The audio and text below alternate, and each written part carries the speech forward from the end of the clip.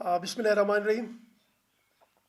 ये आज थाना सैदू शरीफ के एरिया में हमारा एक दूर दराज ज़िला की आखिरी बाउंड्री है हमारी, सरहदी इलाका है, दूर दराज पहाड़ी इलाका है।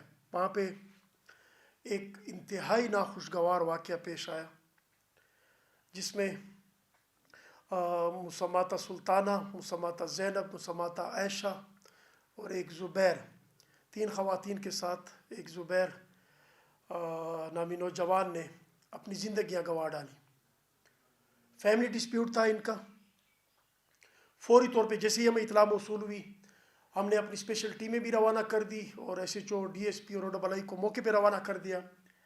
और अल्हम्दुलिल्लाह अब तक की मैं आपके साथ कार्रवाई शेयर करूं कि ये जो 4 मर्डर केस है, इस दिलखराश वाक़े में पुलिस को अहम कामयाबियाँ हासिल हुई हैं। जो इनके 3 मेन मुल्ज़िमान थे, उनमें से 2 मेन एक्यूज़्ड वो पुलिस ने गिरफ़्तार कर लिए हैं। इसमें हमें बुनेर पुलिस की भी हेल्प हासिल है, उनसे भी हमने हेल्प हासिल की। 2 मेन मुल्ज़िमान हमने गिरफ़्तार कर लिए।